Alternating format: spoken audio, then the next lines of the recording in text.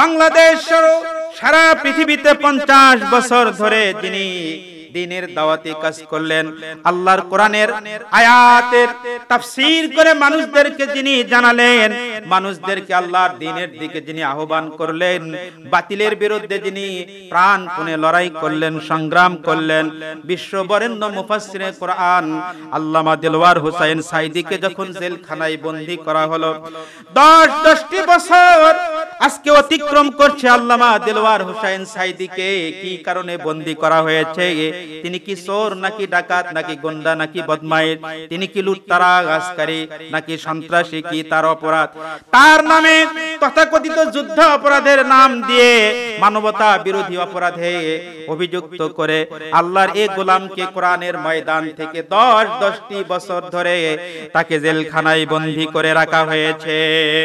আমার দেশের আলেমদের মধ্য থেকে কিছু সমস্ত আলেম ওলামা আল্লাহর বান্দা দেলওয়ার হোসাইন সাঈদী সাহেবের পক্ষে যখন মুক্তির জন্য যখন কথা বললেন, তখন আমার দেশের একজন পীর সাহেব তিনি তখন বললেন, আল্লামা দেলওয়ার হোসাইন সাঈদী তিনি তার পাপের জন্য, তিনি তার ভুল কাজের জন্য জেলখানার মধ্যে তিনি শাস্তি ভোগ করতেছেন। সবাই বলেন নাউযুবিল্লাহ।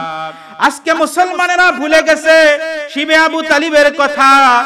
শিবে আবু তালিবে আল্লাহর নবী এবং আল্লাহর নবীর সাহাবায়ে কেরাম রিদওয়ানুল্লাহি তাআলা আলাইহিম আজমাইন কে কেন সেই শিবে আবু তালিবের মধ্যে তাদেরকে বন্দী করে রাখা হয়েছিল? তাদের সঙ্গে ব্যবসা বাণিজ্য, তাদের সঙ্গে সামাজিক সমস্ত কাজ কর্ম কেন সেদিন বন্ধ করে দেওয়া হয়েছিল?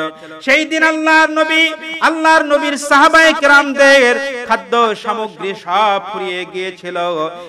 তিনটা বছর নিদারুণ তারা কষ্ট ভোগ করেছিল। সেই দিন তারা কষ্ট দিয়েছিল মক্কার কাফির মুশরিকেরা। আর আজকের দিনে আল্লাহর দ্বীনের পক্ষে যারা কথা বলে, কোরআনের পক্ষে যারা কথা বলে, বাতিলের বিরুদ্ধে যারা লড়াই করে, সংগ্রাম করে, তাদেরকে মিথ্যা মামলা দিয়ে জেল জুলুমের শিকার করে তথাকথিত মানব অপরাধী, মানবতা বিরোধী অপরাধে অভিযুক্ত করে তাদেরকে জেলখানার মধ্যে বন্দী করে রাখা হয়। এরা যদি প্রকৃত পক্ষে খাঁটি মুমিন, খাঁটি মুসলমান হতো, তাহলে আল্লাহ রাব্বুল আলামিনের এই দ্বীনের খাদিমের সঙ্গে এই রকমের ব্যবহার তারা করতে পারত না। সবাই বলেন ঠিক কিনা? প্রিয় ভাইয়েরা, আপনারা শুনেছেন কিছুদিন আগে আমরা লক্ষ্য করেছি চরমোনাইয়ের পীর ফজলুল করিম, ফয়জুল করিম হাফিজাহুল্লাহ, আমরা তার জন্য দোয়া করি। এই বাংলাদেশে তার অনেক মুরিদ রয়েছে।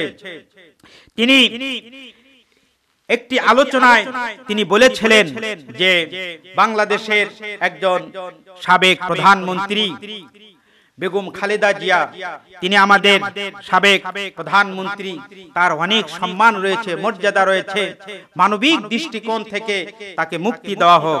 আমরা তার এই কথার সঙ্গে একমত যে বাংলাদেশের সাবেক প্রধানমন্ত্রী বেগম খালেদা জিয়া তিনি একজন বয়োজ্যেষ্ঠ মহিলা, তিনি বাংলাদেশের প্রধানমন্ত্রী হিসেবে দীর্ঘদিন দায়িত্ব পালন করেছেন, দেশের তিনি সেবা করেছেন। আমরা সবাই চাই যে তাকে মুক্তি দেওয়া হোক। তার নামে যে সমস্ত অন্যায় অযৌক্তিক ভাবে যেগুলো অভিযোগ করা হয়েছে, এইগুলো যদি মিথ্যা প্রমাণিত হয়, তাহলে জেল থেকে তাকে বেকসুর খালাস করা হোক।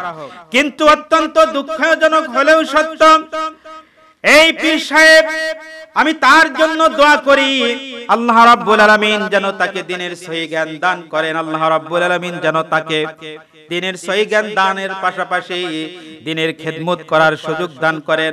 আর অন্তরের মধ্যে আল্লামা দেলওয়ার হোসাইন সাঈদী সহ আর যে সমস্ত আলেম ওলামাদের বিরুদ্ধে সম্পর্কে তার হৃদয়ে ঘৃণা এবং হিংসা বিদ্বেষ রয়েছে, আল্লাহ পাক যেন তার হৃদয় থেকে এই হিংসা বিদ্বেষ গুলো দূরীভূত করে দেন, দূর করে দেন। দেখুন আজকে পীর সাহেব, তিনি সাবেক প্রধানমন্ত্রী বেগম খালেদা জিয়ার জন্য তিনি মানুষের সামনে, মিডিয়ার সামনে তিনি বক্তব্য দিলেন, তার জন্য মুক্তি চাইলেন। কিন্তু কোরআনের পাখি আল্লামা দেলোয়ার হোসাইন সাঈদী শুধুমাত্র বাংলাদেশের গর্ব নয়, শুধুমাত্র বাংলাদেশের অহংকার নয়, সারা পৃথিবীতে যার সুনাম সুখ্যাতি রয়েছে, এমনকি কাবা ঘরের ইমাম যার কপালে চুমু খায় সেই কোরআনের পাখি বিশ্ব বরেণ্য মুফাসসিরে কোরআন আল্লামা দেলোয়ার হোসাইন সাঈদী 10টি বছর ধরে জেলখানার মধ্যে আবদ্ধ অবস্থায় রয়েছে, নিদারুণ দুঃখ কষ্টের মধ্যে দিন অতিবাহিত করতেছে। কিন্তু কোরআনের পাখি আল্লামা দেলোয়ার হোসাইন সাঈদী সাহেবের জন্য এই চরমনায়ের পীর একটিবারের জন্য তার মুক্তির জন্য কোনো কথা বললেন না, বরং তিনি উল্টো বললেন, আল্লামা দেলোয়ার হোসাইন সাঈদী ভুল কাজ করেছেন, ভুল সিদ্ধান্ত গ্রহণ করেছেন, পাপ করেছেন, অন্যায় করার কারণে তিনি এই জেলখানার মধ্যে শাস্তি ভোগ করছেন। সবাই বলেন নাউযুবিল্লাহ। তারা ভুলে গেছে অতীত ইতিহাস, ইমাম বুখারী রাহমাতুল্লাহ আলাইহির কথা তারা ভুলে গেছে, ইমাম আবু হানিফা রাহমাতুল্লাহ আলাইহির কথা হয়তোবা তারা ভুলে গেছে। কি কারণে হযরতে ইমাম আবু হানিফা রাহমাতুল্লাহ আলাইহিকে জেলখানার মধ্যে আবদ্ধ করে রাখা হয়েছিল? জেলখানার মধ্যে প্রত্যেক দিন ইমাম আবু হানিফা রাহমাতুল্লাহ আলাইহিকে জেলখানার মধ্যে নর্দমার মধ্যে, ময়লার মধ্যে তাকে ফেলে দেওয়া হতো, আর তার শরীরে সেদিন বেত্রাঘাত করা হতো। তারপরেও ইমাম আবু হানিফা রাহমাতুল্লাহ আলাইহি ওই সময়ে সরকারের কাছে তখনও নথি স্বীকার করেননি। তাহলে আমরা এই জাতির কাছে প্রশ্ন করতে চাই, আলেম ওলামাদের কাছে আমরা প্রশ্ন করতে চাই, ইমাম আবু হানিফা রাহমাতুল্লাহ আলাইহি কি অপরাধ করেছিলেন যাকে এই কারণে জেলখানার মধ্যে আবদ্ধ করে রাখা হয়েছিল? শুধু তাই নয়, ইতিহাস সাক্ষী ইমাম আবু হানিফা রাহমাতুল্লাহ আলাইহিকে সেই দিন জেলখানার মধ্যে বিষ প্রয়োগ করে তাকে দুনিয়া থেকে তাকে বিতাড়িত করা হয়েছিল। বিষ প্রয়োগ করে ইমাম আবু হানিফা রাহমাতুল্লাহ আলাইহি শাহাদাতের পেয়ালা পান করে দুনিয়া থেকে তিনি বিদায় গ্রহণ করেছিলেন। সবাই বলুন ইন্না লিল্লাহি ওয়া ইন্না ইলাইহি রাজিউন। প্রিয় ভাইরা, এই জন্য আমি বলতে চাই, মানুষের মধ্যে মতপার্থক্য থাকতেই পারে, মানুষের মধ্যে মাসালাগত মতপার্থক্য থাকতে পারে, রাজনৈতিক কারণে মতপার্থক্য থাকতে পারে। আমরা যদি লক্ষ্য করি, বাংলাদেশের অন্যতম আলেম শাইখুল হাদিস মরহুম আল্লামা আজিজুল হক রাহিমাহুল্লাহ আর কলিজার টুকরা সন্তান আল্লামা মামনুল হক, তিনি তো একজন কওমি মাদ্রাসার আলেম, কওমি মাদ্রাসায় পড়ুয়া, তিনি তো একজন কওমি আলেম, আলিয়ার তিনি লেখাপড়া করেননি। আমরা যতদূর জানি তিনি কিন্তু মানবিকতার খাতিরে, তিনি কিন্তু আন্তরিকতার খাতিরে, সৌজন্যতার খাতিরে, ইমানে দায়িত্ব হিসাবে তিনি আল্লামা দেলোয়ার হোসাইন সাঈদী সাহেবের জন্য, সাঈদী সাহেবের মুক্তির জন্য তিনিও সরকারের কাছে আবেদন করেছেন, মিডিয়ায় কথা বলেছেন, তার কথা আমরাও শুনতে পেয়েছি। কিন্তু চরমনায়ের পীর হুজুর, আমরা যাকে এত বড় হক্কানে পীর হিসেবে জানি, অন্তত একটিবারের জন্য তার জন্য উচিত ছিল আল্লামা দেলোয়ার হোসাইন সাঈদী সাহেবের জন্য মুক্তি কামনা করা। প্রিয় ভাইরা, এই জন্য আল্লাহর নবী মুহাম্মদুর রাসূলুল্লাহ সাল্লাল্লাহু আলাইহি ওয়াসাল্লামের সময় থেকে আমরা লক্ষ্য করলে দেখতে পাই, মুসলমানদের মধ্যে কিছু সমস্ত মুনাফিকদের সেই সময়ে আমরা লক্ষ্য করেছি, তারা এই পৃথিবীর মধ্যে দাঙ্গামা আর সন্ত্রাসী কার্যক্রমের সঙ্গে তারা জড়িত ছিল। আল্লাহ রাব্বুল আলামিন যখন তাদেরকে নিষেধ করতেন, আল্লাহর নবী যখন তাদেরকে এই ধরনের কাজ থেকে যখন তাদেরকে নিষেধ করতেন, তখন তারা বলতেন, আমরা দাঙ্গামা সৃষ্টিকারী নয়, আমরা হলাম মানুষের মধ্যে মীমাংসাকারী। আল্লাহ রাব্বুল আলামিন এই সমস্ত মানুষদেরকে লক্ষ্য করে বলেন, ওয়া ইযা কিলা লাহুম লা তুফসিদু ফিল আরদ। আল্লাহ রাব্বুল আলামিন বলেন, ওয়া ইযা কিলা লাহুম, আর যখন তাদেরকে বলা হয়, লা তুফসিদু ফিল আরদ, তোমরা এই পৃথিবীতে জমিনের উপরে এই দেশে তোমরা ফাসাদ সৃষ্টি করো না, দাঙ্গামা সৃষ্টি করো না, সন্ত্রাসী কার্যক্রম তোমরা করো না। তখন তারা বলে, ক্বালু ইন্নামা নাহনু মুসলিহুন। তখন এই সমস্ত মুনাফিক লোকেরা তখন বলে, নিশ্চয় আমরা হলাম মীমাংসাকারী। এরা গোপনে গোপনে ইসলামের ক্ষতি সাধন করে, আর যখন তাদের কার্যক্রম সম্পর্কে তাদেরকে অবহিত করা হয়, তাদেরকে যখন এই খারাপ কাজগুলো থেকে যখন তাদেরকে বিরত থাকতে বলা হয়, তখন তারা বলে আমরা হাঙ্গা দাঙ্গামা সৃষ্টিকারী নয়, আমরা হলাম শান্তির পক্ষে, আমরা হলাম মীমাংসাকারী। আজকে বাংলাদেশের দিকে যদি আমরা লক্ষ্য করি, যদি দেখতে পাই করোনার মধ্যে মানুষের কত দুঃখ কষ্ট মানুষের মধ্যে নেমে এসেছে, মানুষের মধ্যে কত হতাশা, মানুষের মধ্যে কত দুঃখ মানুষের মধ্যে রয়েছে, মানুষের আয় রোজগার আজকে সীমিত হয়ে গেছে, নিদারুণ কষ্টের মধ্যে বাংলাদেশের মানুষেরা যখন পড়ে গেছে, তখন অনেকগুলো আলেম ওলামা সরকারের কাছে যখন তারা নিবেদন করে, আবেদন করে, আল্লামা সাঈদীর আমরা মুক্তি চাই, তখন বাংলাদেশে পীর নামে কিছু সমস্ত মানুষেরা তখন বলে আল্লামা সাঈদীকে মুক্তি দেওয়া যাবে না, আল্লামা সাঈদীকে মুক্তি দেওয়া যাবে না, তার ঠিকানা অবশ্যই জেলখানা। সবাই বলেন নাউজুবিল্লাহ। এই সমস্ত কথা বলে এই লোকেরা মনে করে আল্লামা দিলওয়ার হুসাইন সাঈদী 50 বছর ধরে সারা পৃথিবীতে কোরআনের দাওয়াত দিয়ে যে সুনাম সুখ্যাতি অর্জন করেছেন, আবার যদি এই কোরআনের ময়দানে আল্লামা দিলওয়ার হুসাইন সাঈদী যদি আবার ফিরে আসে, তাহলে আগের চাইতে মুসলমানেরা তার দিকে আরো বেশি ঝুঁকে পড়বে, তার ময়দানে তার মাহফিলে আরো বেশি বেশি লোকজনের সমাগম হবে, আর আমাদের যে বাপ দাদার ব্যবসা বাণিজ্য এইগুলো আস্তে আস্তে সংকুচিত হয়ে যাবে। এই চিন্তা চেতনা নিয়ে তারা আল্লামা সাঈদীর পক্ষে কোনো কথা বলে না, বরং আল্লামা সাঈদীর নিন্দা আর দুর্নাম করার জন্য তারা সব সময় উঠে পড়ে থাকে। প্রিয় ভাইরা, আপনারা জানেন আল্লামা দিলওয়ার হুসাইন সাঈদী শুধুমাত্র একজন আলিমই নন, একজন কোরআনের মুফাসসির কেরামী নন, বরং তিনি বাংলাদেশের জাতীয় সংসদের একজন সম্মানিত সংসদ সদস্য ছিলেন। তিনি দীর্ঘদিন ধরে বাংলাদেশের একজন সফল রাজনীতিবিদ হিসেবে ছিলেন, ইসলামের পক্ষে কাজ করেছেন। ইসলামী রাজনীতিতে তিনি তার অবদান, ইসলামী রাজনীতি তার অবদান অনেক বেশি।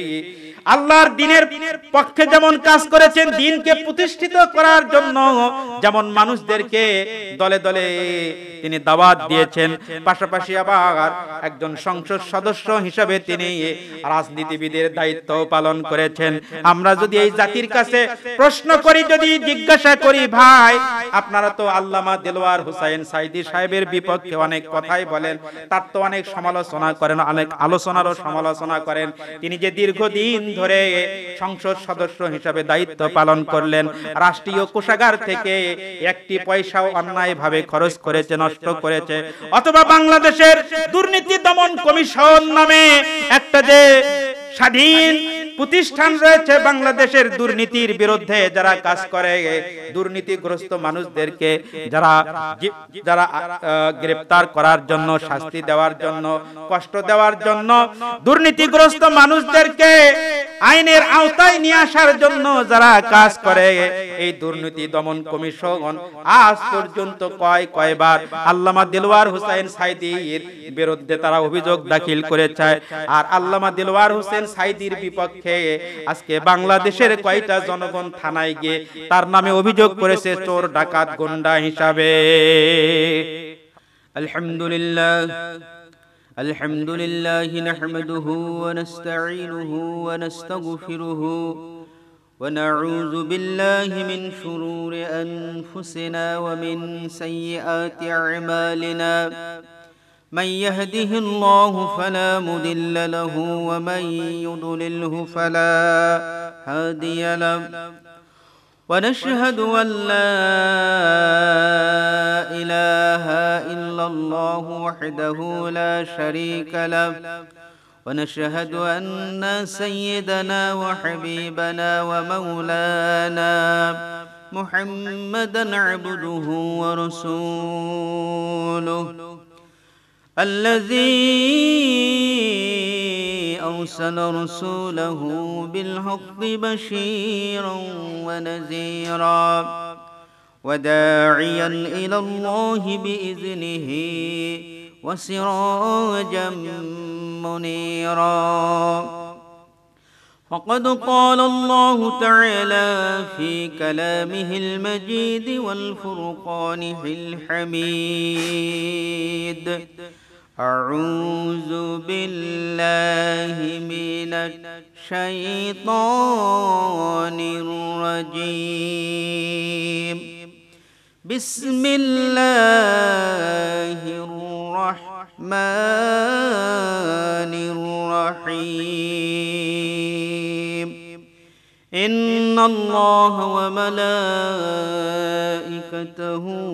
يصلون على النبي يا أيها الذين آمنوا صلوا عليه وسلموا تسليما اللهم صل على سيدنا مولانا محمد وعلى آل محمد كما صليت على إبراهيم وعلى آل إبراهيم إنك حميد مجيد اللهم بارك على محمد وعلى آل محمد كما باركت على إبراهيم وعلى آل إبراهيم إنك حميد مجيد أعوذ بالله من الشيطان الرجيم بسم الله الرحمن الرحيم ومن الناس من يقول آمنا بالله وباليوم الآخر وما هم بمؤمنين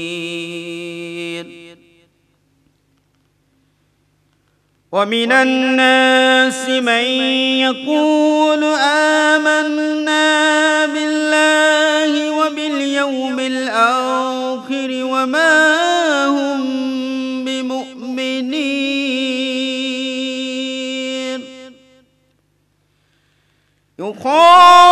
يخادعون الله والذين آمنوا وما يخدعون إلا أنفسهم وما يشعرون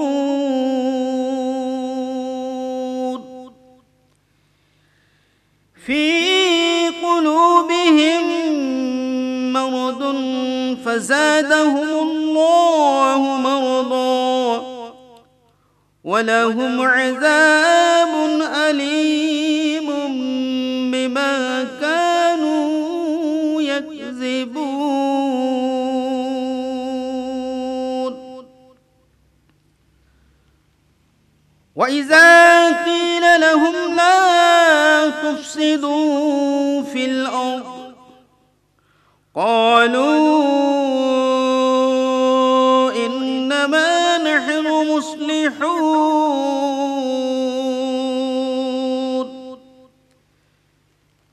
ألا إنهم هم المفسدون ولكن لا يشعرون صدق الله العلي العظيم الحمد لله সমস্ত প্রশংসা মহান আল্লাহ রাব্বুল আলামিনের জন্য যে মহান আল্লাহ রাব্বুল আলামিন আমাদেরকে শত ব্যস্ততার মধ্যেও এই মহা বিপদ করোনা ভাইরাসের মধ্যে আমাদেরকে দুটি কথা বলা এবং দুইটি কথা কোরআন হাদিস থেকে শোনার তৌফিক দান করলেন সেই মহান মনিবের দরবারে আমরা সবাই শুকরগুজার হচ্ছি সকলেই বলি আলহামদুলিল্লাহ দরুদ ও সালাম পেশ করছি বিশ্ব মানবতার মুক্তির দিশারি সৈয়দুল মুরসালিন রাহমাতুল লিল আলামিন আখিরি জামানার পয়গম্বর যার উম্মত করে আল্লাহ রাব্বুল আলামিন আমাদেরকে সৌভাগ্যবান করেছেন সেই মহান রাসূলের প্রতি সকলেই বলি সাল্লাল্লাহু আলাইহি ওয়াসাল্লাম। সম্মানিত উপস্থিতি, আমি পবিত্র আল কোরআনুল কারীমের সূরা আল বাকারা 8 থেকে 12 মোট 5টি আয়াতে কারিমা আমি তেলাওয়াত করেছি। আল্লাহ রাব্বুল আলামিন এই আয়াতে কারিমার মধ্যে তিনি মুসলমানদের মধ্যে এমন কিছু মুসলমান রয়েছে যারা মৌখিকভাবে ঈমানের দাবি করে, কিন্তু অন্তরের দৃষ্টিতে তারা পরিপূর্ণ মুমিন নয়। সবাই বলেন নাউযুবিল্লাহ। পৃথিবীতে আল্লাহ রাব্বুল আলামিন যে সমস্ত মানুষদেরকে দুনিয়ায় প্রেরণ করেছেন, তাদের মধ্যে এমন কিছু মানুষ রয়েছে যারা আল্লাহ রাব্বুল আলামিনকে মৌখিকভাবে স্বীকার করে, কিন্তু অন্তরে স্বীকার করে না। তারা মুসলমানদের ন্যায় সালাত আদায় করে, সাওম পালন করে, হজ করে, যাকাত দেয়, কিন্তু হৃদয় দিয়ে, অন্তর দিয়ে আল্লাহকে বিশ্বাস করে না, আল্লাহর দ্বীনকে স্বীকার করে না। এই ধরনের মানুষদেরকে ইসলামী পরিভাষায় বলা হয় মুনাফিক। এই মানুষগুলো বাহ্যিক দৃষ্টিতে মনে হয় তারা মুসলিম, কিন্তু অন্তরের দৃষ্টিতে তারা হলো মুনাফিক। কাফির, মুশরিক যে সমস্ত ব্যক্তি, তাদের অপকারিতা, তাদের ক্ষতি থেকে মুসলমানেরা নিজেদেরকে রক্ষা করতে পারে, নিজেদেরকে বাঁচাতে পারে, কিন্তু মুনাফিকদের আক্রমণ এতই মারাত্মক, এতই ক্ষতিকর যে মুসলমানেরা অনেক সময় এই মানুষগুলোকে চিনতে ভুল করে। আল্লাহ রাব্বুল আলামিন পবিত্র আল কোরআনুল কারীমের সূরা বাকারার 8 থেকে 12 নম্বর আয়াতে কারিমা সহ আরো বিভিন্ন জায়গায় এই ধরনের মানুষের বৈশিষ্ট্যগুলো আল্লাহ রাব্বুল আলামিন বর্ণনা করেছেন। সবাই বলেন সুবহানাল্লাহ। আল্লাহ রাব্বুল আলামিন বলেন, وَمِنَ النَّاسِ مَن يَقُولُ آمَنَّا بِاللَّهِ وَبِالْيَوْمِ الْآخِرِ।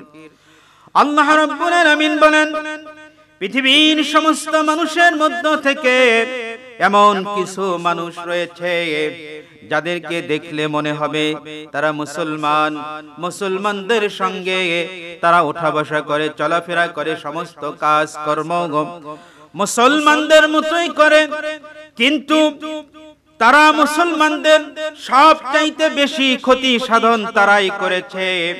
তাদের হাত থেকে এমনকি আল্লাহর নবী হযরত মুহাম্মদুর রাসূলুল্লাহ সাল্লাল্লাহু আলাইহি ওয়াসাল্লাম পর্যন্ত রক্ষা পান নাই।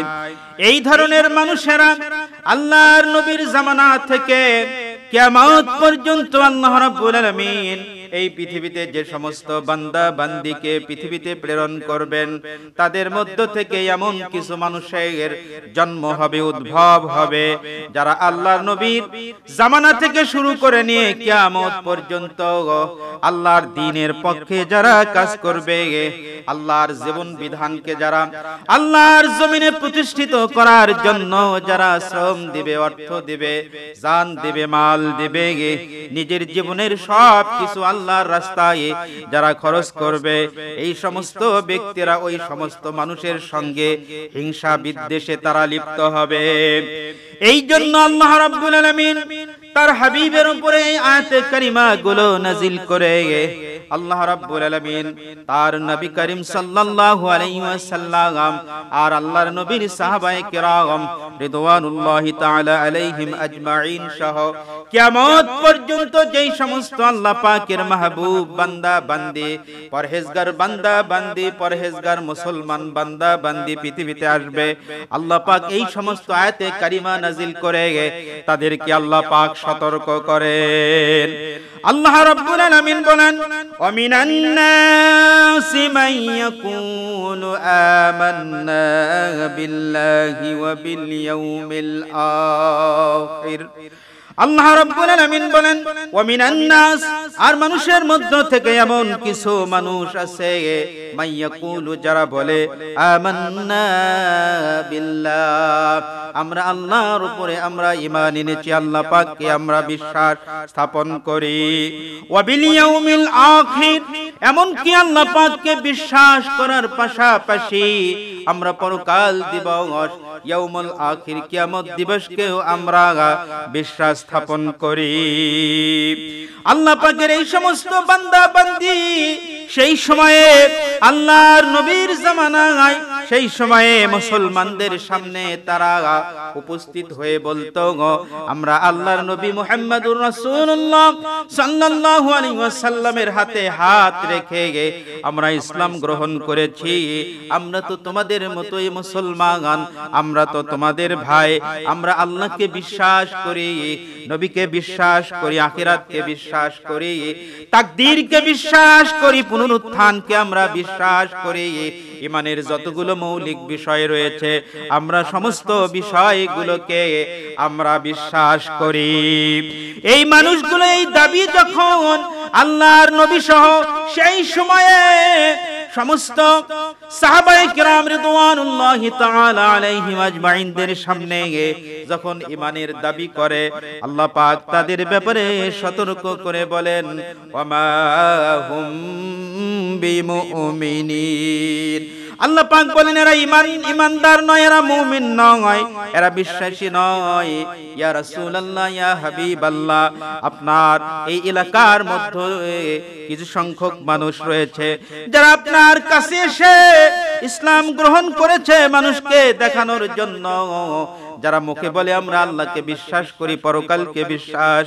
করি কিন্তু এরা প্রকৃতপক্ষে মুমিন নয় সবাই বলেন নাউযুবিল্লাহ আল্লাহ রাব্বুল আলামিন সেই সময়ে তার হাবিবকে লক্ষ্য করে এই আয়াতে কারিমা যখন নাজিল করলেন তখন আল্লাহর রাসূল সহ সাহাবায়ে কিরাম দেরকে আল্লাহ রাব্বুল আলামিন সতর্ক করে দিলেন কিছু সংখ্যক মানুষ তোমাদের মধ্যে রয়েছে যারা দ্বীনকে গ্রহণ করেছে ইসলামকে গ্রহণ করেছে অন্তরের দৃষ্টিতে নয় আন্তরিকতার সঙ্গে এরা দ্বীনকে গ্রহণ করেনি এরা দ্বীনকে গ্রহণ করেছে লোক দেখানো এরা দ্বীনের ক্ষতি করার জন্য তোমাদের অনুসারী হয়ে তোমাদের ক্ষতি করার জন্যই এরা দ্বীনকে ইসলামকে তারা গ্রহণ করেছে সবাই বলেন নাউযুবিল্লাহ তাদের অবস্থা কেমন আল্লাহ রাব্বুল আলামিন বলেন ইউখাদিউনাল্লাহা ওয়াল্লাযীনা আমানু আল্লাহ পাক বলেন ইউখাদিউনাল্লাহ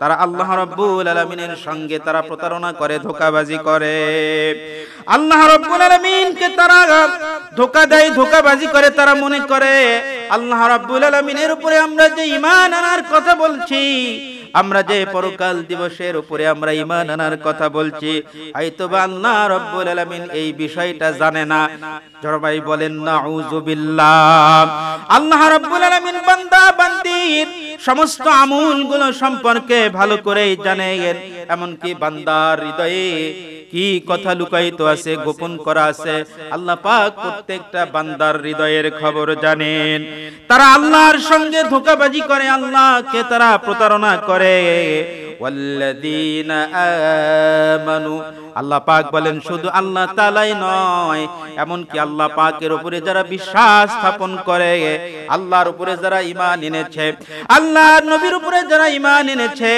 ইসলামকে যারা হৃদয় দিয়ে অন্তর দিয়ে মৌখিকভাবে যারা স্বীকার করেছে আল্লাহর নবীর যে সমস্ত সাহাবায়ে কিরাম রিদওয়ানুল্লাহি তাআলা আলাইহিম আজমাইন এই সমস্ত সাহাবায়ে কিরামদের সঙ্গে মুসলমানদের সঙ্গেও তারা ধোঁকাবাজি করে ওমা يخدعون إلا أنفسهم وما يشعرون আল্লাহ রাব্বুল আলামিন তাদের পরিণতির কথা বর্ণনা করে বলেন ওয়ামা ইয়াখদাউনা ইল্লা আনফুসাহুম এই সমস্ত মানুষেরা মনে করে তারা আল্লাহ রাব্বুল আলামিনকে ধোঁকা দেয় আল্লাহর নবীকে ধোঁকা দেয় মুসলমানদেরকে ধোঁকা দেয় আল্লাহ পাক বলেন না না না ওয়ামা ইয়াখদাউনা ইল্লা আনফুসাহুম তারা নিজেদেরকেই ধোঁকা দেয় দেয়, নিজেদের ছাড়া আর কাউকে ধোঁকা দেয় না।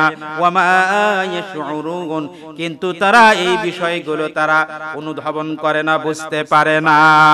ওরা মনে করে আল্লাহর নবীর কাছে এসে ইসলাম গ্রহণ করে আমরা হয়তো আল্লাহর নবীর খুবই আপনজন হয়ে গেলাম, মুসলমানদের আমরা অনুসারী হয়ে গেলাম, আর গোপনে গোপনে আমরা আল্লাহ রাব্বুল আলামিনের সঙ্গে দুশমনি করব, গোপনে গোপনে আমরা ইসলামের ক্ষতি করব, গোপনে গোপনে আমরা মুসলমানদের সঙ্গে লড়াই করব, মুসলমানদেরকে আমরা ক্ষতিগ্রস্ত করব, আল্লাহর জমিনে আল্লাহর দ্বীন যাতে প্রতিষ্ঠিত না হতে পারে সেই চেষ্টায় আমরা সব সময় লিপ্ত থাকব। আল্লাহ পাক বলেন তারা আল্লাহর সঙ্গে প্রতারণা করতে পারে না, আল্লাহর নবীর সঙ্গে প্রতারণা করতে পারে না, বরং তারা প্রতারণা করে তাদের নিজেদের সঙ্গে। সবাই বলেন নাউযুবিল্লাহ। সেই সময়ে আল্লাহ রাব্বুল আলামিন এই সমস্ত মানুষের ব্যাপারে আল্লাহ রাব্বুল আলামিন সতর্ক করেছিলেন। প্রিয় উপস্থিতি, আমি আলোচনা করতেছিলাম মুনাফিকদের চরিত্র বৈশিষ্ট্য সম্পর্কে আলোচনা করতেছিলাম। আল্লাহর নবী যখন মক্কায় যখন আসেন তখন মুসলমানদের সংখ্যা ছিল সামান্য, কিছু সংখ্যক মুসলমান ছিল, তখন এত অধিক সংখ্যক মুসলমান তখন ছিল না, সীমিত সংখ্যক মুসলমান তখন ছিল। কিন্তু তাদের মধ্যে কোনো মুনাফিক ব্যক্তি ছিল না। যারা আল্লাহর নবীকে যারা বিশ্বাস করেছিল, আল্লাহর নবীর কাছে এসে যারা ইসলামকে গ্রহণ করেছিল, তারা প্রত্যেকেই খাঁটি মুমিন বান্দা বান্দিতে তারা পরিণত হয়েছিল। সবাই বলেন সুবহানাল্লাহ। সুতরাং আল্লাহ রাব্বুল আলামিন তার নবীর উপরে যখন আল্লাহ রাব্বুল আলামিন পবিত্র আল কোরআনুল কারীমের আয়াতে কারিমাগুলো যখন নাজিল করেন, আল্লাহ পাক যখন রাসূলুল্লাহ সাল্লাল্লাহু আলাইহি ওয়াসাল্লামকে যখন নবুয়ত দান করেন, আল্লাহর নবী 610 খ্রিস্টাব্দে যখন নবুয়ত লাভ করেন, নবুয়ত লাভ করার পরে আল্লাহর নবী যখন সর্বপ্রথম তার স্ত্রী থেকে শুরু করে নিয়ে যখন মুসলমানদের মধ্যে যখন দ্বীনের দাওয়াতি কাজ করেন, কাফিরদের মধ্যে যখন দ্বীনের দাওয়াতি কাজ করেন, মক্কার কিছু সংখ্যক কাফির মুশরিকরা যখন আল্লাহর নবীর এই দাওয়াতকে যখন গ্রহণ করে, ইসলামকে যখন গ্রহণ করে, তখন মুসলমানদের সংখ্যা ছিল অতি সামান্য। এই সমস্ত মুসলমানদের সংখ্যা অতি সামান্য হওয়ার পরেও তাদের ঈমান কিন্তু অতি সামান্য ছিল না, বরং তাদের ঈমান ছিল অনেক বড়। যেই কারণে মক্কায় সামান্য সংখ্যক মুসলমান হওয়ার পরেও তারা আল্লাহর নবীর সঙ্গে দুশমনি করেনি, বরং তারা ইসলাম গ্রহণ করার কারণেও মক্কার কাফির মুশরিকরা আল্লাহর নবীর সাহাবীদের উপরে অত্যাচার করেছে, জুলুম করেছে, নির্যাতন করেছে, কিন্তু তারপরেও তারা আল্লাহর নবীর সঙ্গে ইসলামের সঙ্গে তারা বিরোধিতা করে নাই। আল্লাহর নবী যখন মক্কা থেকে যখন মদিনায় হিজরত করলেন, সাহাবায়ে কিরাম রিদওয়ানুল্লাহি তাআলা আলাইহিম যখন মক্কা থেকে যখন মদিনায় হিজরত করলেন, তখন মক্কার আউস এবং খাজরাজ গোত্রের লোকেরা আল্লাহর নবীকে তারা সাহায্য সহযোগিতা করেছিল, মুসলমানদেরকে তারা সাহায্য সহযোগিতা করেছিল, তাদেরকে বলা হয় আনসার। আর যারা মক্কা থেকে মদিনায় যারা হিজরত করেছিল তাদেরকে বলা হয় মুহাজির। এই মুহাজির সাহাবায়ে কিরামদেরকে আল্লাহর নবীর এই সমস্ত সাহাবায়ে কিরামদেরকে মক্কার আউস এবং খাজরাজ গোত্রের লোকেরা তারা সাহায্য সহযোগিতা করেছিল, আল্লাহর দ্বীনকে তারা গ্রহণ করেছিল। কিন্তু মক্কার আরেকজন ব্যক্তি ছিল অত্যন্ত সুখ্যাতি সম্পন্ন একজন ব্যক্তি ছিল। আল্লাহর নবী যখন মক্কা থেকে যখন মদিনায় হিজরত করবেন, মদিনায় যখন চলে গেলেন, মদিনায় হিজরত করার আগেই এই মদিনায় একজন ব্যক্তি ছিল, তার নাম ছিল আব্দুল্লাহ ইবনে উবাই ইবনে সালুল। এত সম্মান মর্যাদা, এত তার নেতৃত্বের গুণাগুণ এত তার মধ্যে ছিল, যেই কারণে ওই সময়ে মদিনার লোকেরা তাকে মদিনার বাদশাহ হিসাবে ঘোষণা দেওয়ার প্রস্তুতি গ্রহণ করলো। কিন্তু আল্লাহর নবী যখন ইসলামের দাওয়াত নিয়ে মদিনায় যখন চলে গেলেন, তখন আউস এবং খাজরাজ গোত্রের লোকেরা যখন দলে দলে এসে আল্লাহর নবীর কাছে এসে যখন ইসলামকে গ্রহণ করেন, মুসলমানদের কাতারে যখন শামিল হন, তখন এই আব্দুল্লাহ ইবনে উবাই ইবনে সালুল তখন দেখতে পেল যে এই মক্কা থেকে মদিনায় যে আগমন করেছে মুহাম্মদ সাল্লাল্লাহু আলাইহি ওয়াসাল্লাম, এই লোকটা আগমন করার কারণে এই মদিনার নেতৃত্ব আর আমার কাছে অর্পণ করা হলো না, মদিনার লোকেরা আমাকে যে বাদশাহ হিসেবে ঘোষণা দিত সেটাও আর ঘোষণা দিতে চাইল না। সুতরাং আমি যদি এখন এই লোকটার বিরুদ্ধে যদি আমি অস্ত্র ধারণ করি, তার অনুসারীদের সঙ্গে যদি আমি তর্ক বিতর্ক আঘাত যুদ্ধ বিগ্রহে যদি আমি লিপ্ত হই, তাহলে সবাই আমাকে ইসলামের দুশমন হিসাবে তারা মনে করবে। এই জন্য আব্দুল্লাহ ইবনে উবাই ইবনে সালুল আর তার কতিপয় অনুসারীরা তখন আল্লাহর নবীর কাছে এসে তারা ইসলাম গ্রহণ করে। কিন্তু এই সমস্ত মানুষেরা প্রকৃতপক্ষে অন্তর দিয়ে আন্তরিকভাবে ইসলামকে গ্রহণ করেনি, হৃদয় দিয়ে তারা আল্লাহকে বিশ্বাস করেনি। সেই সময়ে মদিনায় এই আব্দুল্লাহ ইবনে উবাই ইবনে সালুল নামক ব্যক্তি আর তার কতিপয় অনুসারীরা তারা মুসলমানদের সঙ্গে মসজিদে নববীতে একত্রিত হয়ে তারা সালাত আদায় করত। রমজান মাস আসলে তারা সিয়াম পালন করত। এমনকি আল্লাহর নবীর সঙ্গে যুদ্ধের ময়দানে তারা উপস্থিত হয়ে তারা যুদ্ধেও অংশগ্রহণ করত। কিন্তু সুযোগ বুঝেই তারা পেছন দিক থেকে তারা সটকে পড়ত। আল্লাহ রাব্বুল আলামিন এই ধরনের বৈশিষ্ট্য যাদের মধ্যে রয়েছে তাদের ব্যাপারে আল্লাহ রাব্বুল আলামিন এই আয়াতে কারিমা নাজিল করেন। সবাই বলুন সুবহানাল্লাহ। প্রিয় ভাইরা, আল্লাহর নবী যখন মক্কা থেকে যখন মদিনায় যখন হিজরত করলেন, মদিনায় হিজরত করার পরে মক্কা থেকে মদিনায় যে সমস্ত সাহাবায়ে কেরাম রিদওয়ানুল্লাহি তাআলা আলাইহিম আজমাইন হিজরত করেছিলেন, তাদের মধ্যে কেউ এই চরিত্রের ছিল না। কিন্তু আব্দুল্লাহ ইবনে উবাই ইবনে সালুল মৌখিকভাবে সে ইসলাম গ্রহণ করে, কিন্তু অন্তর দিয়ে ইসলাম গ্রহণ করেনি।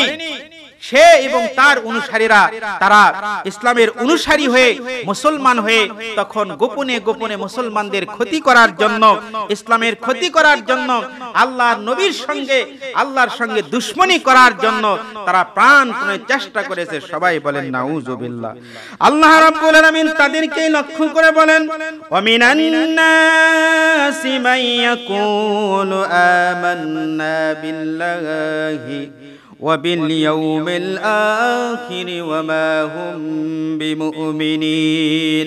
আল্লাহ পাক তার নবীকে লক্ষ্য করে বলেন, নবী হে, মানুষের মধ্যে এমন কিছু মানুষ রয়েছে, এমন কিছু লোক রয়েছে যারা বলে আমরা আল্লাহকে বিশ্বাস করি, আল্লাহর উপরে আমরা ঈমান এনেছি, আমরা পরকাল দিবসকে বিশ্বাস করি, কিয়ামতকে আমরা বিশ্বাস করি, বিচার দিবসকে বিশ্বাস করি, ওয়ামা হুম বিমুমিনিন, কিন্তু এই সমস্ত মানুষগুলো কিন্তু মুমিন নয়, বিশ্বাসী নয়। সবাই বলেন নাউজুবিল্লাহ। প্রিয় ভাইয়েরা, আজকে যদি तमाम দুনিয়ায় আমরা যদি লক্ষ্য করি তাহলে আমরা দেখতে পাই কিছু সংখ্যক মানুষ, মুসলমান নামধারী মানুষ এখনো तमाम দুনিয়ায় তারা বসবাস করে, তারা চলাফেরা করে, তারা মুখে বলে তারা ইসলামের অনুসারী, আমরা আল্লাহকে বিশ্বাস করি। যখন শুক্রবার দিন আসে আমরা দেখো না মসজিদে উপস্থিত হয়ে জুমার সালাত আদায় করি, আমরা যখন পবিত্র রমজান মাস আসে আমরা সিয়াম পালন করি, আমরা যাকাত দেই, আমরা হজ করি, আমরা ঈদুল ফিতর, ঈদুল আজহার সালাত আদায় করি। কিন্তু এমন সংখ্যক মানুষ এই মানুষদের মধ্যে আছে যারা আল্লাহর নবীকে যারা অন্তর দিয়ে যারা ভালোবাসে না, আল্লাহর দ্বীনকে যারা হৃদয় দিয়ে যারা গ্রহণ করেনি, বরং হৃদয়ের মধ্যে নিফাক রয়েছে, বেধি রয়েছে, কপটতা রয়েছে, যার কারণে আল্লাহর বিধানের বিপক্ষে, কোরআনের বিপক্ষে, আলেম ওলামার বিপক্ষে তারা সব সময় কাজে লিপ্ত থাকে। বলুন ঠিক কিনা? আমার ভাইয়েরা, আমার বাংলাদেশের দিকে যদি আমরা লক্ষ্য করি,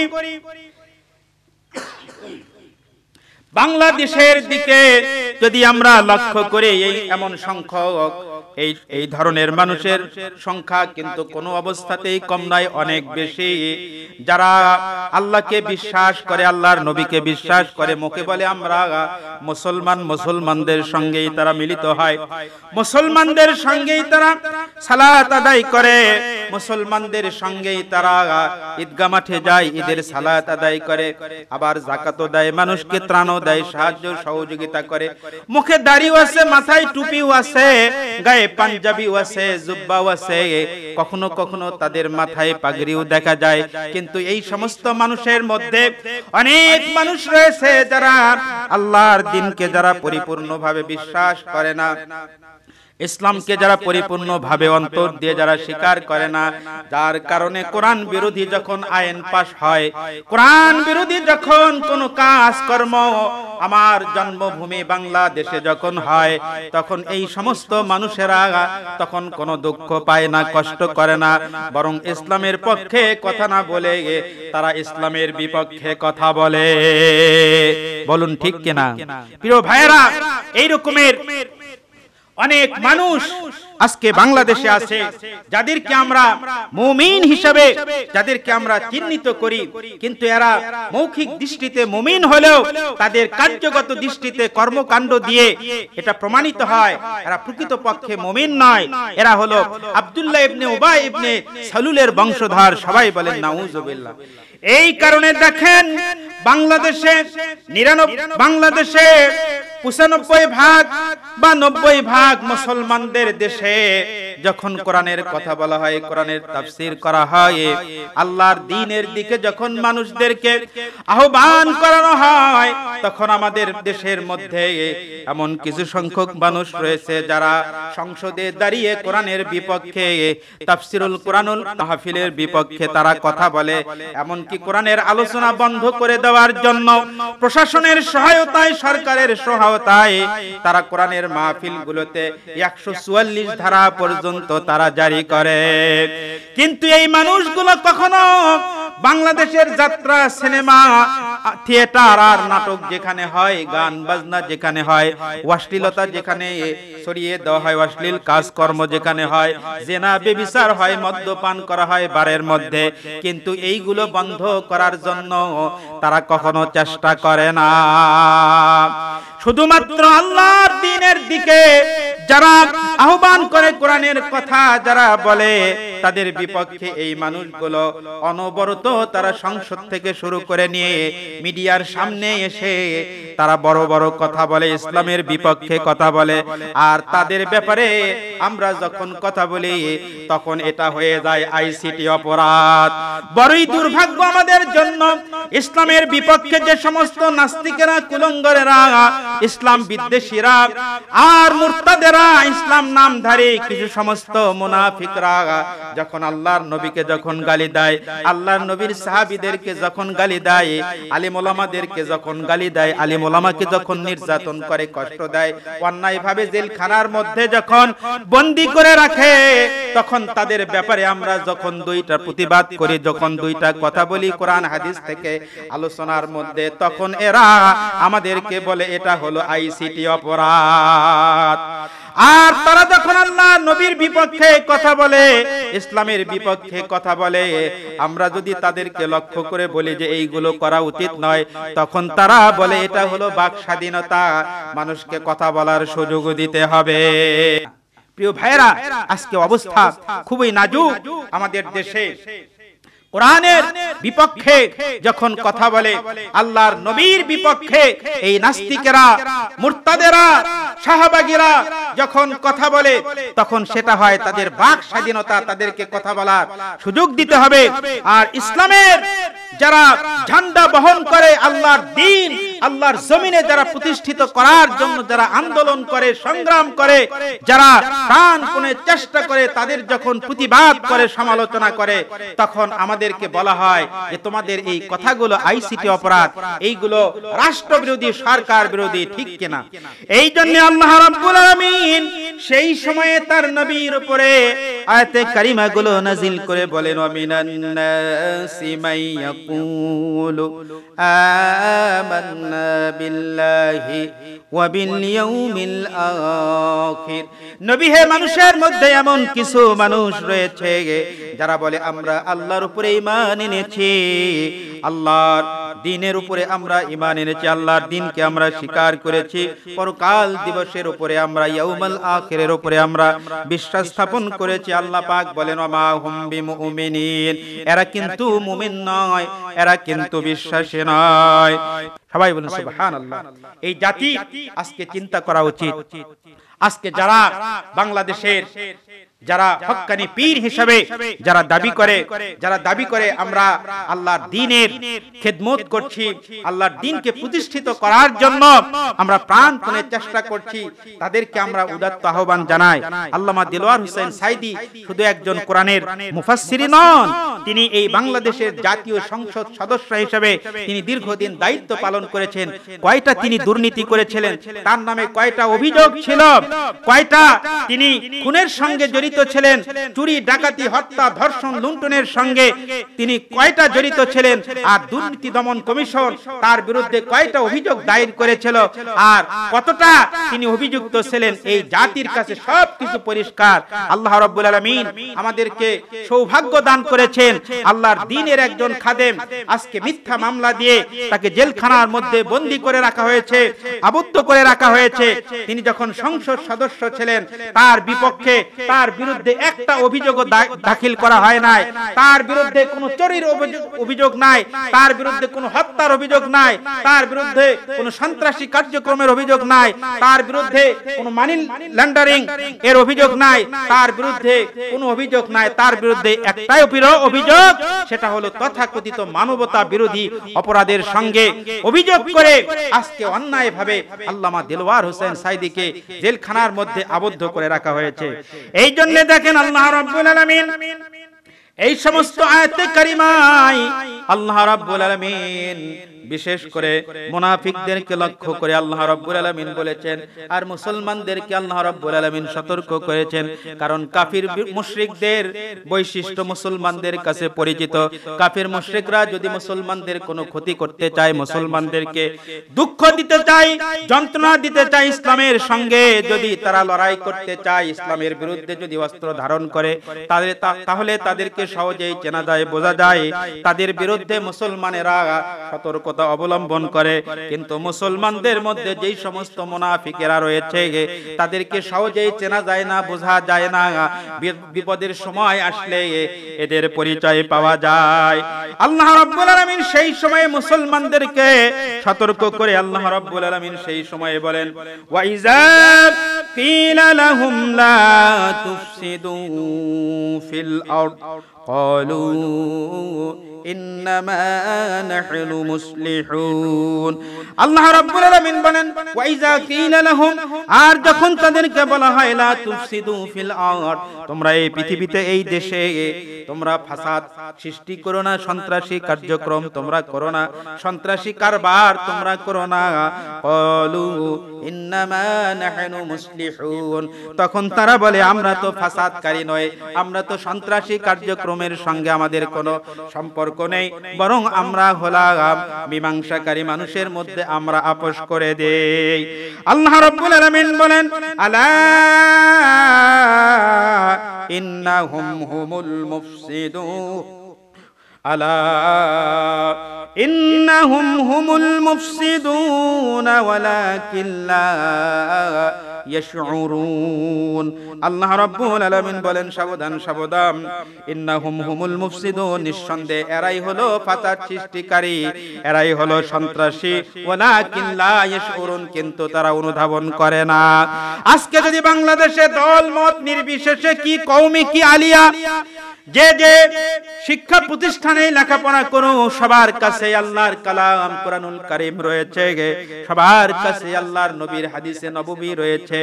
আজকে সবাই যদি কোরআনকে হৃদয় দিয়ে ভালোবাসতো, আল্লাহর নবীর সুন্নাহকে যদি হৃদয় দিয়ে ভালোবাসতো, হৃদয়ে যদি ধারণ করত, সত্যিকার অর্থে যদি সবাই আল্লাহর জমিনে আল্লাহর দ্বীনকে যদি প্রতিষ্ঠিত করার জন্য যদি লড়াই করত, সংগ্রাম করত, তাহলে আল্লাহর যে বান্দা 50 বছর ধরে দ্বীনের পক্ষে কাজ করে, লড়াই করে, সংগ্রাম করে, আল্লাহর এমন মাজলুম বান্দাকে যখন জেলখানায় 10টা বছর ধরে যখন আবদ্ধ করা হয়েছে, তখন বাংলাদেশের হাজারো হাজারো লক্ষ লক্ষ আলেম ওলামা যদি তার পক্ষে যদি কাজ করত, রাস্তায় যদি নেমে আসতো, তাহলে এই বাংলাদেশে এত দুঃখ দুর্দশা, এত হতাশা, আলেমদের উপরে এত নির্যাতন আর করার কোন সরকার সাহস পেত না।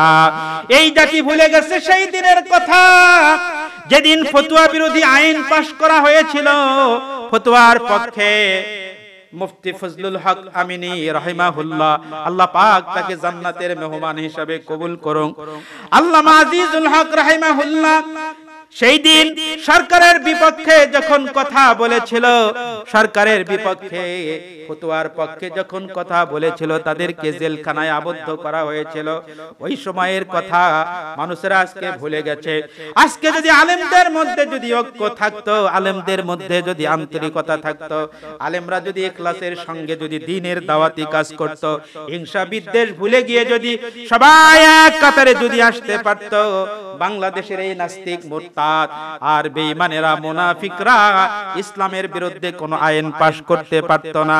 আজকে বাংলাদেশে আলেম ওলামাদের উপরে তারা অত্যাচারে জর্জরিত করে তাদের উপরে অত্যাচারের স্টিম রোলার তারা চালাতে পারতো না। সবাই বলেন ঠিক কিনা?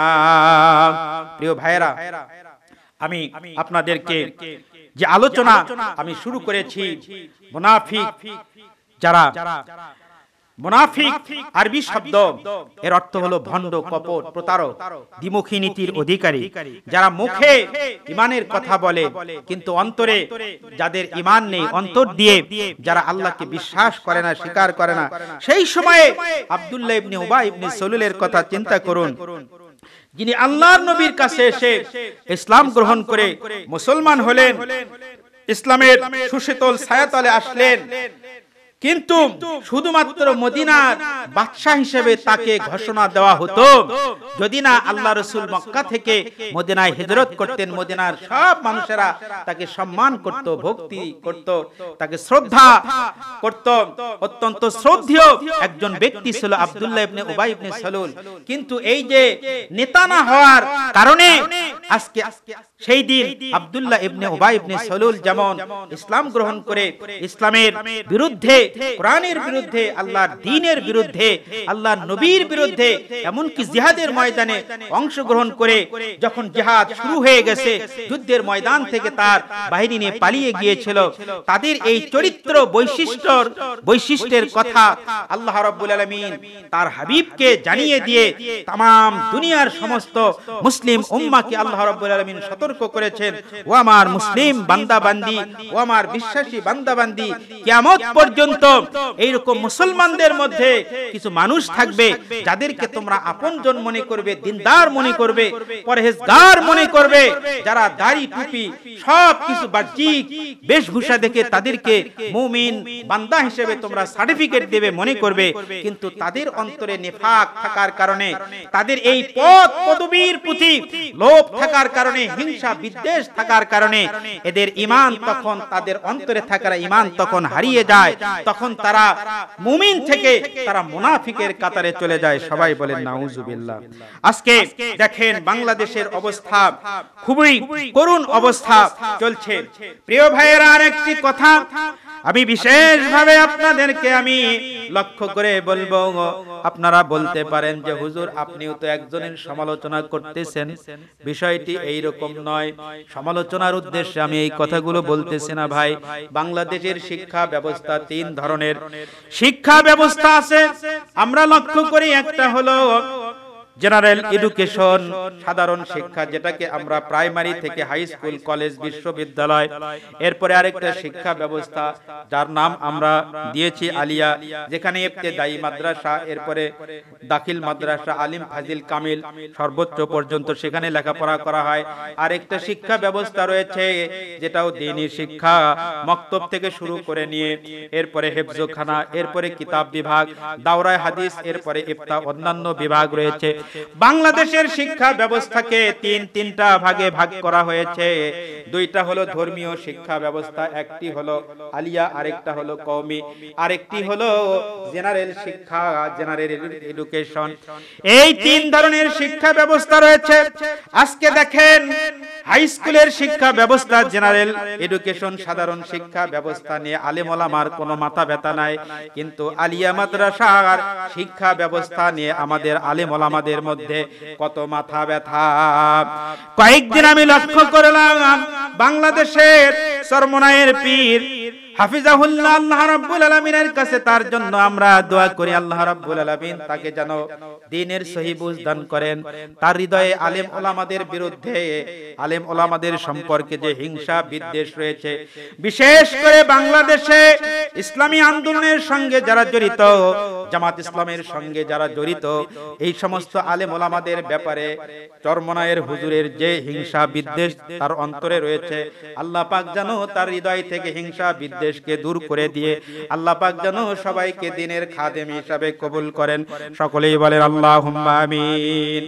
চরমনায়ের পীর সাহেব কিছুদিন আগে বলল, আলিয়া মাদ্রাসা ধ্বংসের কারণ হলো জামাত আর শিবির। জামাত আর শিবির এই আলিয়া মাদ্রাসাকে ধ্বংস করে দিয়েছে। আমার মুসলমান ভাইয়েরা, আপনাদের বিবেকের কাছে আমার প্রশ্ন হলো, বাংলাদেশের শিক্ষা ব্যবস্থা, শিক্ষা মন্ত্রণালয় নামক একটা মন্ত্রণালয় রয়েছে। এই শিক্ষা মন্ত্রণালয় বাংলাদেশের শিক্ষা ব্যবস্থাকে দেখভাল করে। আলিয়া মাদ্রাসার বেতন ভাতা, তাদের টাকা পয়সা, তাদের নিয়োগ, তাদের সব কিছু দেখাশোনা করে সরকার, শিক্ষা মন্ত্রণালয়। এমনকি আলিয়া মাদ্রাসার ছাত্রদেরকে যে সার্টিফিকেটটা দেওয়া হয়, সেই সার্টিফিকেটটাও সরকারের পক্ষ থেকে, বাংলাদেশ মাদ্রাসা শিক্ষা বোর্ডের পক্ষ থেকে তাদেরকে সার্টিফিকেট দেওয়া হয়। ইসলামী বিশ্ববিদ্যালয় কুষ্টিয়ার অধীনে এখন এই শিক্ষা ব্যবস্থাকে, আলিয়া মাদ্রাসাকে ইসলামী বিশ্ববিদ্যালয় কুষ্টিয়ার অধীনে এটাকে অন্তর্ভুক্ত করে দেওয়া হয়েছে। ইসলামী বিশ্ববিদ্যালয় কুষ্টিয়া এটার কিছু অংশ দেখাশোনা করে। তাহলে বাংলাদেশের শিক্ষা ব্যবস্থা, বাংলাদেশের শিক্ষা মন্ত্রণালয় আলিয়া মাদ্রাসাকে দেখাশোনা করে। তাহলে আলিয়া মাদ্রাসা যদি ধ্বংস হয়, তাহলে এর কারণে কেন জামাত শিবির দায়ী হবে? আলিয়া মাদ্রাসায় যে সমস্ত শিক্ষক রয়েছে, এই শিক্ষকগুলো কি জামাত শিবিরের লোকেরা নিয়োগ দেয়? আলিয়া মাদ্রাসায় যে সমস্ত ছাত্ররা লেখাপড়া করে, এই ছাত্র ছাত্রীদেরকে ভর্তি করানোর দায়িত্ব কি জামাত শিবিরেরা রয়েছিল? আলিয়া মাদ্রাসায় যে সমস্ত ছাত্র ছাত্রীরা লেখাপড়া করে, এরা কি সবাই জামাত শিবিরের সঙ্গে জড়িত? শুধুমাত্র রাজনৈতিক প্রতিহিংসার কারণে আল্লামা দেলওয়ার হোসেন সাইদি সাহেবের সঙ্গে বিদ্বেষপূর্ণ আচরণের কারণে, বাংলাদেশ জামাত ইসলামের প্রতি হিংসাত্মক মনোভাবের কারণে আজকে আলিয়া মাদ্রাসার ধ্বংসের কারণ হিসাবে চরমনায়ের পীর সে আজকে আলিয়া মাদ্রাসার ধ্বংসের কারণ হিসেবে বর্ণনা করেছে জামাত শিবিরকে। তার মানে বোঝা যায় বাংলাদেশের যেখানে যা কিছু ঘটে সব কিছুর মূলে এই জামাত শিবিরকে দায়ী করা হয়। আজকে রাস্তায় যদি কোনো হরতাল হয়, মিছিল হয়, ধর্মঘট হয়, মারামারি হয়, কোনো রক্তক্ষয় করা হয়, কোনো বিশৃঙ্খলা যদি হয়, তার জন্য দাবি করা হয় জামাত শিবিরকে। আজকে যদি বাজারের মধ্যে কোনো কারচুপি করা হয়, আজকে যদি দ্রব্যমূল্যের যদি বৃদ্ধি করা হয়, দ্রব্যমূল্যের বৃদ্ধি মানুষের যখন দুঃখ কষ্ট নেমে আসে, তখনও তার জন্য দায়ী করা হয় জামাত শিবিরকে। যখন রানা প্লাজা যখন ধ্বংস হয়েছিল, যখন এটা মাটির সাথে যখন মিশে গিয়েছিল, সেই সময়ের স্বরাষ্ট্রমন্ত্রী পর্যন্ত বলেছিল এই রানা প্লাজা ধ্বংসের সাথে জামাত শিবির বিএনপি হলো জড়িত। ঠিক একই ভাবে তাদের সঙ্গে আজকে আমরা লক্ষ্য করছি চরমনায়ের পীর সাহেব ঠিক একই ভাবে আজকে আলিয়া মাদ্রাসার ধ্বংসের কারণ কিনা তারা খুঁজে পেয়েছে জামাত শিবিরকে। এর মানে হলো অন্য কোনো কিছু নয়, রাজনৈতিক প্রতিহিংসার কারণে আজকে জামাত শিবিরকে বিভিন্ন জায়গায় তারা লেবেল লাগিয়ে জামাত শিবির যেন এই বাংলাদেশে কোরআনের পক্ষে আর কোনোদিন যেন কথা না বলতে পারে, ইসলামী রাজনীতি নিয়ে কোনো কথা না বলতে পারে, ইসলামী অর্থনীতি নিয়ে যেন কোনো কথা না বলতে পারে, ইসলামী হুকুমত যেন বাংলাদেশে কায়েমের পক্ষে জামাত শিবিরের সঙ্গে যারা জড়িত তারা যেন কোনোদিন কথা না বলতে পারে, কাজ না করতে পারে। এই একটা খারাপ মেসেজটা तमाम পৃথিবীর মানুষের কাছে জানিয়ে দিচ্ছে আলিয়া মাদ্রাসার ধ্বংসের অন্যতম কারণ হলো জামাত শিবির। সবাই বলেন নাউজুবিল্লাহ। প্রিয় ভাইরা, আমরা বাংলাদেশে যত পীর মাশায়েখ রয়েছেন, বিভিন্ন তরিকার পীর রয়েছেন, আমরা সকলের প্রতি শ্রদ্ধা ভক্তি সহকারে এই কথাগুলো বলছি।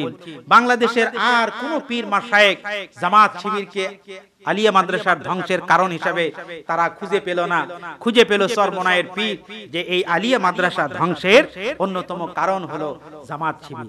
তার মানে এই আলিয়া মাদ্রাসায় শিক্ষক নিয়োগ দেয় জামাত শিবির, এই আলিয়া মাদ্রাসার বেতন ভাতা দেয় জামাত শিবির, আলিয়া মাদ্রাসার ছাত্রছাত্রীদের লেখাপড়ার যে কারিকুলাম এই সব কিছু জামাত শিবির জড়িত। এটা বলে তারা तमाम দুনিয়ার মানুষের কাছে তারা প্রচার করে যে দেখো যত নষ্টের মূল হলো এই জামাত শিবির। সবাই বলেন নাউজুবিল্লাহ। তাহলে যেই দল যদি আল্লাহর দ্বীনের পক্ষে যদি কথা না বলে, আল্লাহর দ্বীনের পক্ষে যদি এই সমস্ত মানুষেরা ইসলামের রাজনীতির সঙ্গে জড়িত, বাংলাদেশ জামাত ইসলামের সঙ্গে যারা জড়িত আলেম ওলামারা যদি দ্বীনের পক্ষে যদি কাজ না করত, তাহলে আমাদের দেশের সরকার কি এতই বোকা এই সমস্ত মানুষকে কেন জেল জুলুমের শিকার করলো? পৃথিবীর ইতিহাস যদি আমরা পর্যালোচনা করি, আল্লাহর নবীর জামানার দিকে যদি আমরা লক্ষ্য করে, আল্লাহর নবীর সাহাবায়ে কেরাম রাদিয়াল্লাহু তাআলা আলাইহিম আজমাইন, তাবেঈন, তাবেঈনদের যুগেও যদি আমরা লক্ষ্য করি, খোলাফায়ে রাশিদার যুগেও যদি আমরা লক্ষ্য করি, তাহলে দেখতে পাই ইসলামের বিপক্ষে যারাই ছিল, ইসলামের পক্ষে যারাই কাজ করেছে, ইসলামের বিপক্ষে যারাই ছিল, ইসলামের পক্ষে যারা ছিল, তাদের উপরে অত্যাচার করেছে, তাদেরকে আক্রমণ করেছে। আল্লাহর নবীর জামানায় আল্লাহর নবীর বিরুদ্ধে, আল্লাহর নবীর সাহাবীদের বিরুদ্ধে সেই সময়ে মক্কার কাফির মুশরিকরা, আবু জেহেল, আবু লাহাবেরা তারা অস্ত্র ধারণ করেছিল। আল্লাহর নবীর ইন্তেকালের পরে আল্লাহর নবীর সাহাবী যখন হযরত আবু বকর রাদিয়াল্লাহু তাআলা আনহু যখন খেলাফতের দায়িত্ব গ্রহণ করলেন, আবু বকর রাদিয়াল্লাহু তাআলা আনহুর পরে যখন ওমর রাদিয়াল্লাহু তাআলা আনহু যখন খেলাফতের দায়িত্ব গ্রহণ করলেন, খোলাফায়ে রাশিদার যুগে সেই সময়ে খলিফাদের বিরুদ্ধে যে সমস্ত লোকেরা অস্ত্র ধারণ করেছিল, খলিফাদেরকে যারা অত্যাচার করত, তাদের যারা দুর্নাম করত, এরা কিন্তু প্রকৃত মুমিন ছিল না। ইসলামের বিরুদ্ধে যারাই অত্যাচার করেছে, অস্ত্র ধারণ করেছে, তারা প্রত্যেকে মুসলমান নামধারী, তারা মুনাফিক ছিল। অনুরূপভাবে আজকে तमाम দুনিয়ায় প্রত্যেকটা দেশে, বিশেষ করে মুসলিম কান্ট্রিতে যেইগুলো ইসলামী দল রয়েছে, আর ওই ইসলামী দলগুলোর মধ্যে যেই দলের উপরে সবচাইতে বেশি জুলুম আর নির্যাতন আসে, বুঝতে হবে মুনাফিকরা ওই দলকে ইসলামী দল হিসাবে জানে, অন্য দলকে তারা ইসলামী দল হিসাবে জানে না। যার কারণে যেই দল ইসলামের পক্ষে যত জোরালো কথা বলবে, ইসলামী রাজনীতির পক্ষে যত জোরালো কথা বলবে, আল্লাহর জমিনে আল্লাহর দ্বীনকে কায়েম করার জন্য যত পরিশ্রম দেবে, যত শ্রম দেবে, জালমাল যত উৎসর্গ করবে, তাদের বিরুদ্ধে মুনাফিকরা সবচাইতে বেশি উঠে পড়ে লাগবে। সবাই বলুন নাউজুবিল্লাহ। আল্লাহ রাব্বুল আলামিন এই সমস্ত মুনাফিকদের পরিণতি কি আল্লাহ রাব্বুল আলামিন পবিত্র আল কোরআনুল কারীমের মধ্যে আল্লাহ পাক বলেন, বাশশিরিল মুনাফিকিনা বিআন্না লাহুম আযাবান আলীমা। আল্লাহ রাব্বুল আলামিন তার নবীকে লক্ষ্য করে বলেন, বাশশিরিল মুনাফিকিন, নবী হে আপনি মুনাফিকদেরকে সুসংবাদ দান করুন, বিআন্না লাহুম আযাবান আলীমা, তাদের জন্য রয়েছে যন্ত্রণাদায়ক শাস্তি। আল্লাযীনা ইয়াত্তাখিযুনাল কাফিরিনা আউলিয়া মিন দুনিল মুমিনিন। আল্লাযীনা ইয়াত্তাখিযুনাল কাফিরিনা আউলিয়া, যারা কাফিরদেরকে, অবিশ্বাসীদেরকে, ইসলামের শত্রুদেরকে যারা বন্ধু হিসেবে গ্রহণ করেছে, মিন দুনিল মুমিনিন, মুমিনদেরকে বাদ দিয়ে, বিশ্বাসীদেরকে বাদ দিয়ে, যারা ইসলামের বিরুদ্ধে যারা অস্ত্র ধারণ করে কাফির, তাদেরকে বন্ধু হিসেবে যারা গ্রহণ করেছে, এমন মুনাফিকদেরকে ইয়া রাসূলুল্লাহ, ইয়া হাবিবাল্লাহ, আপনি তাদেরকে যন্ত্রণাদায়ক শাস্তির সুসংবাদ দান করুন। আয়াবতাগুনা ইনদাহুমুল ইজ্জাতা ফাইন্নাল ইজ্জাতা লিল্লাহি জামিআ। আল্লাহ রাব্বুল আলামিন তাদেরকে লক্ষ্য করে বলেন, আয়াবতাগুনা ইনদাহুমুল ইজ্জা, তারা কি তাদের কাছে ইজ্জত চায়, সম্মান চায়, তাদের কাছে সুযোগ সুবিধা চায়? ফা ইন্নাল ইজ্জাতা লিল্লাহি জামিআ, কেননা আল্লাহ রাব্বুল আলামিনের কাছে রয়েছে সমস্ত ইজ্জত এবং সম্মান। আল্লাহ রাব্বুল আলামিন সেই সময়ে আল্লাহর নবী হযরত মুহাম্মদুর রাসূলুল্লাহ সাল্লাল্লাহু আলাইহি ওয়াসাল্লামের উপরে আয়াতে কারিমা নাজিল করে আল্লাহ রাব্বুল আলামিন সেই সময়ে মুনাফিকদের ব্যাপারে আল্লাহর নবীকে বলেন, ইয়া রাসূলুল্লাহ, যারা মুনাফিক তাদেরকে আপনি সুসংবাদ দান করুন। এই কথাটি আল্লাহ রাব্বুল আলামিন তিরস্কারের জন্য বলেছেন। আল্লাহ রাব্বুল আলামিন বলেন, নবী হে, মুনাফিকদেরকে আপনি সুসংবাদ দান করুন। সেই সুসংবাদ হলো বিআন্না লাহুম আযাবান আলীমা, তাদেরকে যন্ত্রণাদায়ক শাস্তির সুসংবাদ দান করুন।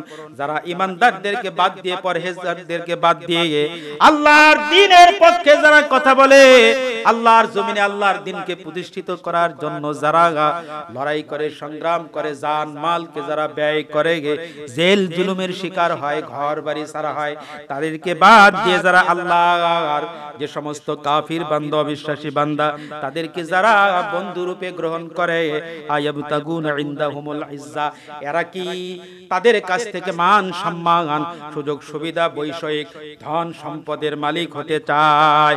ফাইনাল ইজ্জাতা লিল্লাহি জামিআ, কেননা নিঃসন্দেহে আল্লাহ রাব্বুল আলামিনের কাছে রয়েছে সমস্ত মান সম্মান এবং ধন সম্পদ। আল্লাহ রাব্বুল আলামিন যাকে যতটুকু সম্মান দেওয়ার কথা, যাতে যতটুকু সম্মান দেওয়া প্রয়োজন, আল্লাহ পাক মনে করেন, আল্লাহ পাক তার বান্দাকে ততটুকুই সম্মান মর্যাদা দান করেন। আজকে লক্ষ্য করেন, বাংলাদেশের অন্যতম মুফাসসিরে কোরআন আল্লামা দিলওয়ার হোসেন সাইদি যখন ইউটিউবের এত ব্যবহার ছিল না, এত চ্যানেল যখন ছিল না, ফেসবুক ছিল না, সোশ্যাল মিডিয়ায় এত যোগাযোগ যখন ছিল না, ওই সময় এইরকম তথ্য প্রযুক্তি ছাড়াই তামাম দুনিয়ায় আল্লাহর এই বান্দা কোরআনের দাওয়াত দেওয়ার কারণে সুনাম সুখ্যাতি অর্জন করেছে।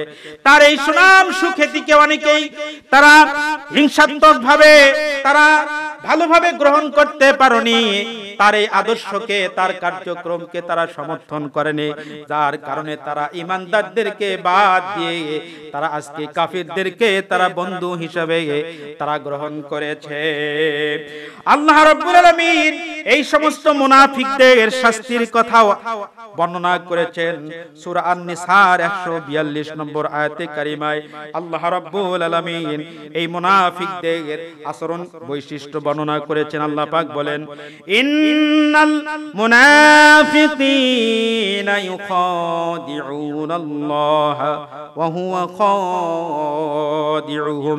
ইন্নাল মুনাফিকিন, নিঃসন্দেহে যারা মুনাফিক, যারা কপট বান্দা বান্দি, ইউখাদিউনাল্লাহ, তারা আল্লাহ রাব্বুল আলামিনের সঙ্গে তারা প্রতারণা করে, আল্লাহ রাব্বুল আলামিনের সঙ্গে তারা ধোঁকাবাজি করে।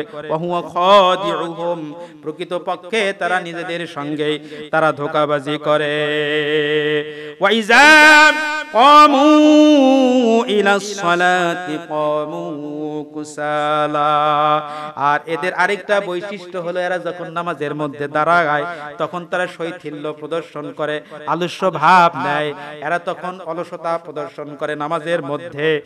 ইউরাউনান নাস ওয়ালা ইয়াযকুরুনাল্লাহা ইল্লা কলিলা।